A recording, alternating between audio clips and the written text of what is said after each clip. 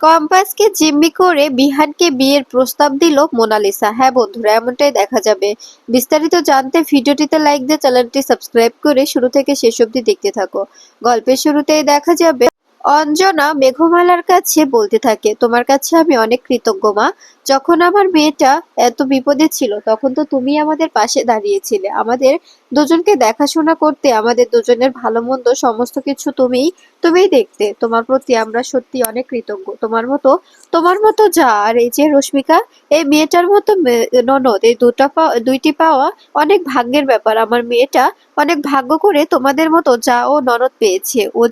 ও যে এত সুন্দর করে বাড়িতে মেনে নিতে পারবে, আমি যে এতটা সুখ পাবো কখনো ভাবতে পারিনি। আমার কপালে যে এ বয়সে এসে এতটা সুখ জুটবে সেটা আমার কোনো দিনও কল্পনাতেও ছিল না। তখনই মেঘমালা বলে, কাকিমা, আপনি এভাবে কেন বলছেন? কম্পাসের মা আপনি তো আমারও মায়ের মতো, তাই না? কম্পাসের মা বলে কি খালি কম্পাসেরই মা আমার মা হতে পারবেন না? এ কথা শুনে দেখা যাবে তখনই অঞ্জনা বলতে থাকে, অবশ্যই অবশ্যই, আমি তোমারও মা হতে চাই। তখনই দেখা যাবে অঞ্জনা কাঁদতে থাকে আর বলতে থাকে, জানো, আমি তো একটা সময় ভেবে নিয়েছিলাম আমাদের জীবনে হয়তোবা আর কখনো সুখ বলে কিচ্ছু আসবে না, আমাদের জীবনটা একেবারে নরক হয়ে গেছে। আমার মেয়েটা সারাটা জীবন একে একে একে সমস্ত কিছু বিসর্জন দিয়েছে। আমার মেয়েটা সারাটা জীবন শুধু কষ্টই পেয়ে এসেছে। আজকে এভাবে এভাবে যে সবাই ওকে বুঝবে সেটা কখনো কখনো আমরা ভাবতে পারিনি। তখনই দেখা যাবে মেঘমালা ও রশ্মিকা বলতে থাকে, চিন্তা করবেন না কাকিমা, আপনার মেয়ে একদম সুন্দরভাবে এ বাড়িতেই থাকবে। এ বাড়িতে ওর কোনো সমস্যা আমরা হতেই দেব না, ওকে কখনো কোনো কিছু নিয়ে আমরা কষ্ট পেতে দেব না, কখনো না। তখন এ কথা শুনে অঞ্জনা কম্পাসকে বলতে থাকে, শোন কম্পাস, এই যে মেয়েটা মেঘমালা, ওকে কখনো দূরে ঠেলে দিবি না, ওকে সবসময় নিজের বড় দিদির মতো করেই দেখবি। তখনই কম্পাস বলে, হ্যাঁ মা, আমি সবসময় দিদিভাইকে নিজের দিদিই মনে করি। এদিকে দেখা যাবে মোনালিসা এসে শ্রেষ্ঠার পা ধরে প্রণাম করে আর বলতে থাকে, মা, তুমি আমাকে আশীর্বাদ করো, আমি যেন সমস্ত কিছু ঠিকঠাক করতে পারি, আমি যেন সমস্ত কিছু আবার আগের মতো করে ফেলতে পারি। তখন কথা শুনে শ্রেষ্ঠা বলতে থাকে, আমি বুঝতে পারছি না কি হয়েছে তোর মোনা। তখনই মোনালিসা বলে, আমি চাই যে সবকিছু যেন ঠিকঠাক হয়ে যায়। আর মা, চিন্তা করো না, সবকিছু ঠিকঠাকই হয়ে যাবে, কোনো আর সমস্যাই থাকবে না। কথা শুনে দেখা যাবে শ্রেষ্ঠা বলে, তুই কি মাথা ঠিক আছে? তুই কি কি বলছিস এসব? কি হয়েছে তো? তুই এরকম করে কেন কথা বলছিস? আমি তো কিচ্ছু বুঝতে পারছি না। তখন কথা শুনে মোনালিসা বলে, জানো মা, আমি অনেক ভেবেছিলাম বিহানকে নিয়ে আমি সংসার করব, কিন্তু আমি এখন সে আশাটা বাদ দিয়ে দিয়েছি। আমি বুঝতে পেরেছি যে কম্পাসের জীবনে বিহান শ্রেষ্ঠ, বিহানের জীবনে আমার কোনো জায়গা নেই। তাই আমি ভেবেছি ওদের মধ্যে আর কখনো আমি নিজেকে জড়িয়ে ফেলবো না, কখনো ওদের মধ্যে আর নিজেকে জড়াবো না। আমি ডিসিশনটা নিয়ে নিয়েছি। তখন কথা শুনে শ্রেষ্ঠা বলতে থাকে, একদম ঠিক ডিসিশন নিয়েছিস তুই। তখনই মোনা বলে, মা, ওদিকে সবাই মজা করছি, এনজয় করছি, আমি যাচ্ছি, তুমি তুমি রেডি হয়ে চলে এসো, ঠিক আছে? তখন কথা শুনে শ্রেষ্ঠা বলে, দাঁড়া না, একসঙ্গে যাই, আমারও তো প্রায় হয়ে এসেছে। তখনই মোনা বলে, না মা, তোমার দেরি হবে, তুমি তুমি বরং দাদুর সঙ্গে ধীরে সুস্থে এসো, আমি ওখানে যাই, ওখানে সবাই মজা করছি, এনজয় করছে, আমি কেন ওগুলো মিস করব বলো তো? আমার তো একদমই মিস করতে ইচ্ছে করছে না, তাই আমি যাচ্ছি। এরপরে দেখা যাবে তখনই শ্রেষ্ঠা বলে, ঠিক আছে ঠিক আছে, তুই সাবধানে যাস, আমি আসছি। আমি আমি জানি না তো দাদু যাবে কিনা, কিন্তু আমি অবশ্যই যাব। কম্পাসের বিয়ে বলে কথা, আর আমি যাব না? অবশ্যই অবশ্যই তো আমাকে যেতেই হবে। এরপরে দেখা যাবে তখনই মোনালিসা শ্রেষ্ঠাকে জড়িয়ে ধরে আর বলতে থাকে, ঠিক আছে মা, তুমি আমাকে আশীর্বাদ করো, আমি যেন সমস্ত বাধা পেরিয়ে নিজেকে আবার প্রমাণ করতে পারি, নিজেকে যেন নতুন করে গুছিয়ে তুলতে পারি। তখন কথা শুনে শ্রেষ্ঠা বলতে থাকে, ঠিক আছে মা, নিজেকে নিজেকে সুন্দর করে গড়ে তোল, নিজেকে কখনো অন্যায়ের সঙ্গে আপোস করতে দিস না। এরপরে দেখা যাবে এই বলেই মোনালিসা চলে গেলে তখনই শ্রেষ্ঠা বলে, আমার মেয়েটার হাব ভাব আমার কেমন যেন লাগলো, আমার মনে হলো যে ও কিছু একটা লুকোচ্ছে, ও কিছু একটা করতে চাইছে, কিন্তু ও কেন আমার সঙ্গে এরকম অদ্ভুত আচরণ করলো সেটাই তো জানি না। এদিকে দেখা যাবে মোহিনী আসে কম্পাসের ঘরে। মোহিনী এসে বলতে থাকে, মা কম্পাস, তুমি তো দেখছি এখনো আমার গয়নাটাই পরোনি, আমার দেওয়া গয়নাটা রিজেক্ট করলে, আমার দেওয়া গয়নাটা তুমি নিজের শরীরে বহন করলে না। তখনই কম্পাস বলে, আসলে তোমার দেওয়া গয়নাটা অনেক ভারী, অনেক অনেক দাম, এটা এটা আমি এখন বহন করতে পারবো না, তাই তো আমি এখনো পরিনি। আসলে আমাকেও তো দেখতে হবে যে আমি ওটার যোগ্য কিনা, না দেখে অযথা এভাবে পড়া কি ঠিক হবে বলো? তখন কথা শুনে দেখা যাবে সবাই সবাই চুপ করে দাঁড়িয়ে থাকে। তখনই দেখা যাবে মোহিনী বলতে থাকে, না মানে সেভাবে আমি বলতে চাইনি, আসলে তুমি গয়নাটা পরোনি তো তাই ভাবলাম যে তোমার হয়তো বা গয়নাটা পছন্দ হয়নি। ঠিক আছে, যেহেতু তুমি গয়নাটা নিলেই না তবে তার করার কিছুই নেই, তাই আমি আমার কাছে রেখে দিই।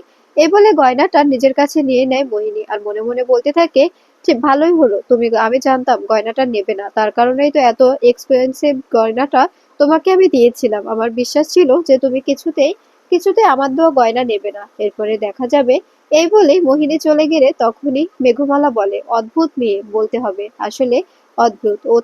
ও তো গয়নাটা তোকে দিয়েছিল, আবার এভাবে এভাবে তুই না বলাতেই নিয়ে চলে গেল, দিল আগ বেড়ে, আবার আগ বেড়ে নিয়ে গেল। ব্যাপারটা সত্যি বুঝতে পারলাম না। এই মহিলাকে দেখলে সত্যি অবাক লাগে, মনে হয় মহিলাটার কোনো না কোনো একটা মিস্টেরিয়াস আছে। তখনই দেখা যাবে তখনই কম্পাস বলতে থাকে, আচ্ছা রশ্মিকা, তুমি কি মোনালিসাকে দেখেছো? তখন এই কথা শুনে দেখা যাবে কম্পাসকে মেঘমালা ও রশ্মিকা বলতে থাকে, তুমি হঠাৎ কম্পাসের কথা বলছো কেন? তখনই কম্পাস বলে, না আসলে ওর কথা আমার জিজ্ঞেস করতে ইচ্ছে হলো, কারণ ওকে ওকে আর আমি এখন সেভাবে বিশ্বাস করতে পারছি না। তখনই দেখা যাবে অঞ্জনা বলতে থাকে, আসলে আমার মেয়েটা ছোট থেকে অনেক কষ্ট পেয়েছে, তো তাই সবকিছু এত সহজে মেনে নিতে পারে না। ও সবকিছুতেই একটু ভয় পায়। চিন্তা করো না, সমস্ত কিছু সে সুন্দর হয়ে যাবে। সমস্ত কিছু সুন্দর করে সাজানো হয়েছে ঠিক যেভাবে, ঠিক সেভাবেই তোর জীবনটা সুন্দর হোক মা। তোর জীবনটা সুন্দর তো হতেই হবে, জানো?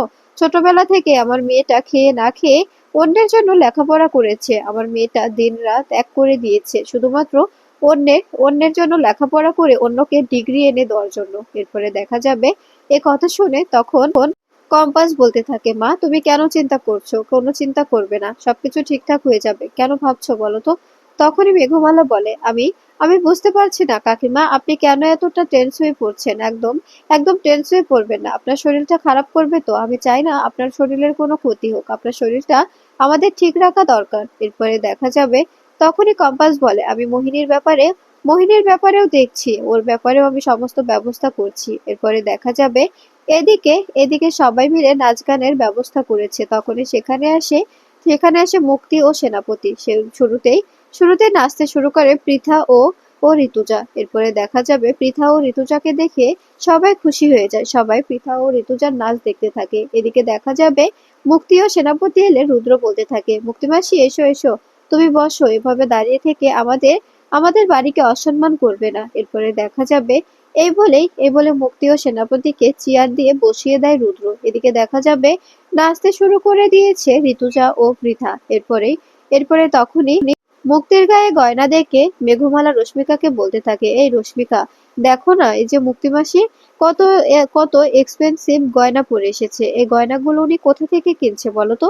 এত টাকা কোথায় পাচ্ছে? আমার মনে হচ্ছে বিহানের কিডন্যাপিং এর পেছনে মুক্তিমাসি কোনো না কোনো ভাবে জড়িত। আর বিহানের থেকে তো অনেক অনেক সম্পত্তি লিখে নিয়েছে, তাদের মধ্যে থেকে হয়তো বা কিছু বিক্রি করে এত এক্সপেন্সিভ গয়নাগাটি শাড়ি সবকিছু কিনেছে, আমার এটাই মনে হয়। তখনই রশ্মিকা বলে, আমি বুঝতে পারছি না বড় বৌদি, আসলে আমাদের প্রপার্টি গুলো এক হাত থেকে অন্য হাতে যেভাবে হস্তান্তর হচ্ছে, তাতে বোঝা খুবই ক্রিটিক্যাল হয়ে গেছে যে এই এই জঘন্য কাজটা আসলে কে করেছে, তাই আমরা কোনো কিছুই বুঝতে পারছি না। এরপরে দেখা যাবে তখনই মেঘমালা বলে, আমি নিশ্চিত হয়ে বলতে পারি যে সবকিছুর পেছনে কোনো না কোনো ভাবে মুক্তিমাসি অবশ্যই যুক্ত, অবশ্যই জড়িত। এদিকে দেখা যাবে মুক্তি সেনাপতিকে বলতে থাকে, সেনাপতি, তোকে আমি কি বলেছিলাম, তোর কি মনে আছে?